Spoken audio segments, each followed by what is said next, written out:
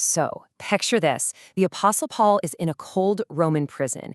He knows his execution is just around the corner, and he picks up a pen one last time. In this explainer, we're going to unpack that final, incredibly powerful message, a letter that's part farewell, part final instructions, and just a profound look at a life lived with absolute purpose. But just for a second, really think about it. If you had one last chance to pass on everything you've learned to someone you care about, someone you've mentored, what would you say? What would be the most important thing you'd need them to know? Well, for Paul, this wasn't some thought experiment. This was his reality. He knew his life was coming to an end. And that's why this last letter to his protege, Timothy, isn't just full of advice. It's absolutely packed with this unique urgency. He's literally passing the torch.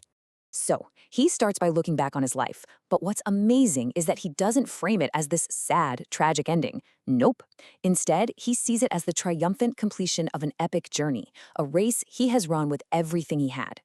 He kicks it off with this incredibly powerful image of a drink offering. Now, in the ancient world, this was a sacred act where you'd pour out wine as a sacrifice. So when Paul uses this metaphor, he's saying his entire life has been poured out for his cause. It's a statement of total, final dedication. And notice there's no denial here, no false hope. He is looking death right in the eye with this incredible sense of calm acceptance. He knows his time is short, and it's that clear-eyed perspective that gives the rest of his letter so much weight. And then we get this triumphant declaration. This is the reflection of a man with zero regrets who knows he gave everything he had to the mission that defined him. He fought, he finished, and he stayed true right to the very end. Now, once he's declared his own race finished, Paul's focus does a complete 180.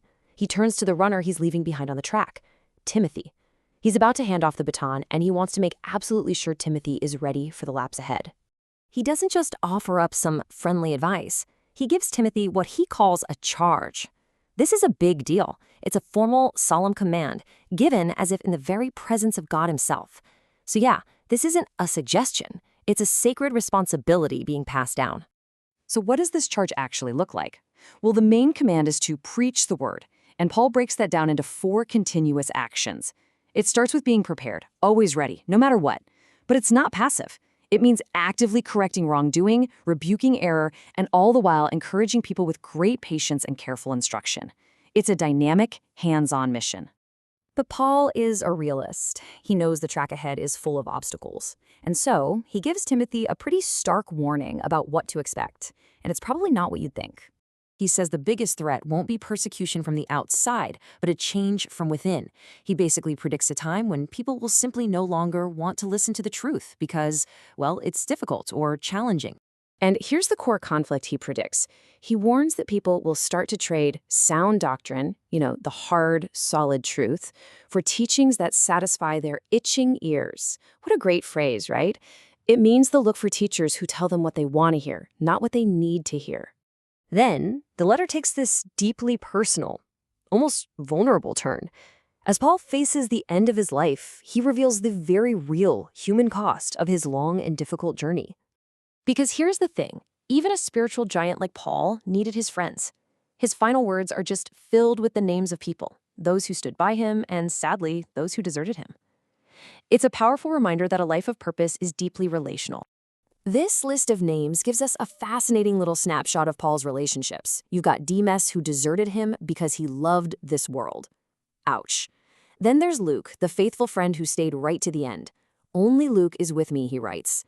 And maybe most touching of all is Mark, who had once abandoned Paul but is now reconciled, and Paul is asking for him. It captures the whole spectrum: betrayal, loyalty, and redemption.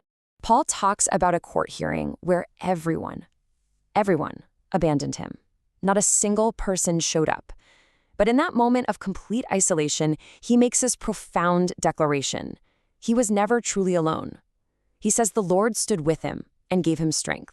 This part is just incredible. He's facing execution, and what are his final requests? A cloak for warmth, okay, that makes sense, and his books and scrolls. Even at the very end, his desire to read, to learn, and to study never stopped. He was determined to finish his race with his mind still fully engaged. And amidst all this grand theology and talk of legacy, we hear this simple human plea: come before winter, The roads would soon become impassable. This is the voice of a cold, lonely man who just wants to see his dear friend one last time. Paul's final letter is so much more than a historical document. It's a powerful reminder that our greatest legacy is often the wisdom and encouragement we invest in others. It forces us to ask ourselves, what fight are we fighting? What race are we running? And most importantly, what torch are you passing on?